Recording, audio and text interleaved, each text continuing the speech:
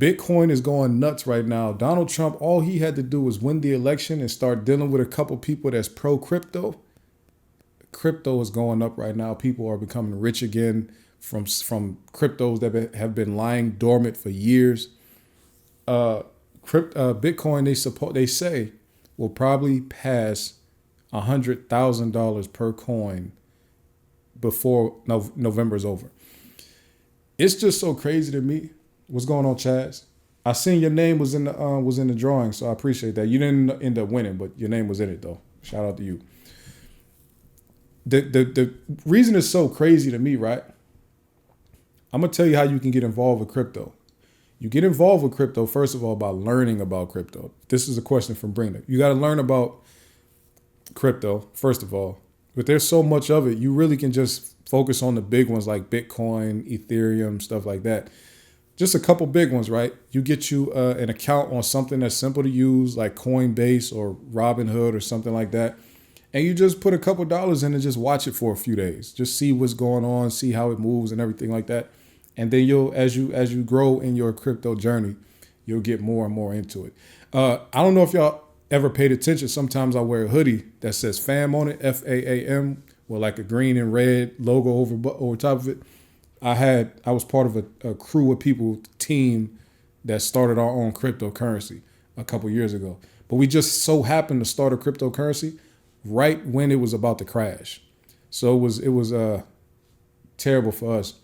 But we tried it, you know what I'm saying? We saw what we saw, and it didn't turn out the way we wanted to. But anyway, the reason that the Bitcoin thing is so crazy for me, right, is because it always comes back, and I know a lot of people say this, but I just remember the days where if you was on the internet in like 2010 and 11, especially if you was like a conspiracy theorist, when people was talking about, get alternatives to cash and all this type of stuff, people was damn near just giving Bitcoin away, like begging people to take Bitcoin for stuff like, I'll give you Bitcoin instead of money. Like people was just like damn near begging, just throwing it out. Like anybody that would take it, they was just giving it to people. And when I say give it to people, I'm saying like, if you have something that they want, like, you got a shirt with your logo on it. Like I want it, like you want some Bitcoin, like you want 1,000 Bitcoins or whatever. And it was just, the guy who bought Bitcoin or sold 2 pizzas for Bitcoin, like, or for thousands of Bitcoins. That's how it was back then. People was begging people to take Bitcoin from them. It was like, there was some people that just had a whole lot of it and they was trying to spread the gospel of Bitcoin, but they wasn't really explaining like the long-term implications of what Bitcoin could be. They was just trying to give it to people. You know what I'm saying?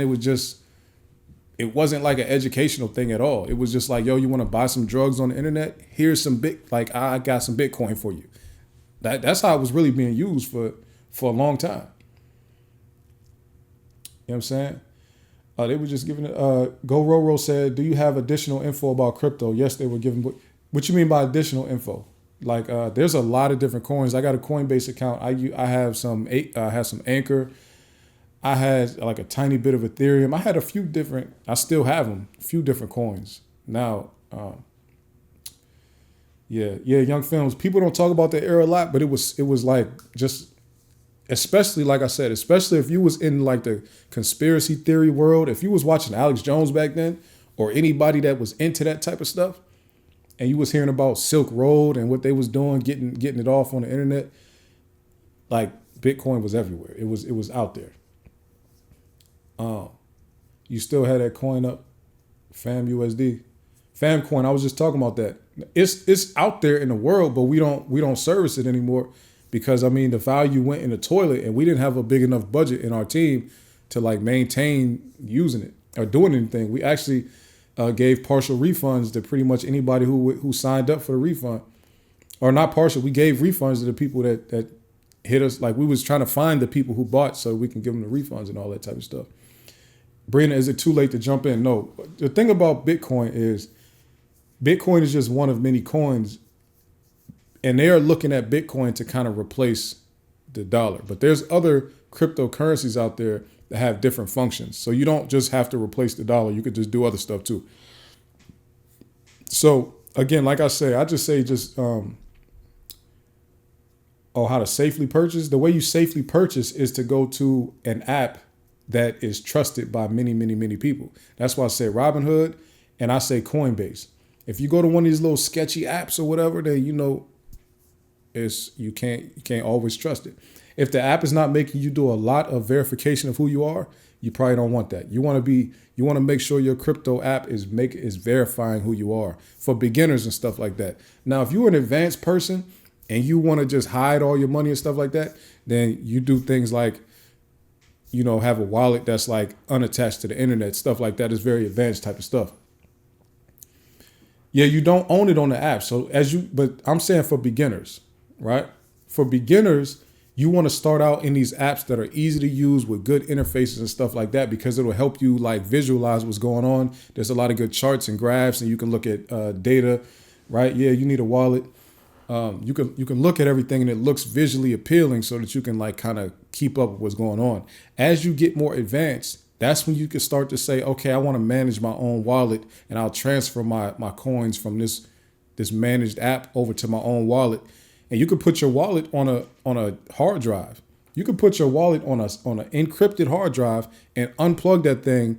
And that's how a lot of the early Bitcoin people, their wallets are sitting on hard drives and thumb drives encrypted somewhere, and they can't get into them.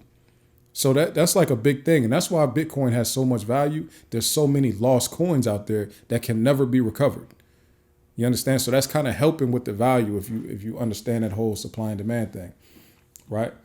No, I don't manage anything with Bitcoin. Bitcoin is very tricky. It's very easy to get into a lot of trouble playing with Bitcoin and advising people to do stuff and all that. Like a bunch of celebrities have been sued just for telling people to buy Bitcoin without telling them. I mean, not Bitcoin. A lot of celebrities have been sued just for telling people to buy crypto without telling them, hey, this is a paid advertisement. I was paid to say this. I don't really believe none of it. People have been sued. A lot of people have been sued for that. So you got to be careful. Even if you want to go tell people about Bitcoin or about crypto, be careful. Don't tell them go buy whatever. Just let them know what you did. Let them know what type of money you made and go from there. But it's very dangerous playing around with crypto right now. However, with Trump coming back in office, he's about to open a lot of this stuff back up. So, I like to catch stuff before it blows up. Bitcoin is like out of here. You know what I'm saying? So shout out to the NFL players that took their deals in crypto, in Bitcoin a few years ago. Some of those old posts are going viral right now. Odell Beckham Jr. was one of them. Another guy, I can't think of his name right now. He was one of them. He took half of a $13 million deal in Bitcoin in 2020. Bitcoin was like $25,000 in 2020. It's about to hit 100,000. So that means he got 6 million in Bitcoin back then. And now he's about to have, that's about to turn in about 20 something $million worth of Bitcoin. So, yeah, I could make that a thing one day, talk about crypto and, run through it and all that type of stuff. But for now, I'm about to get up out of here, man. Y'all have a good evening. I appreciate everybody. Once again,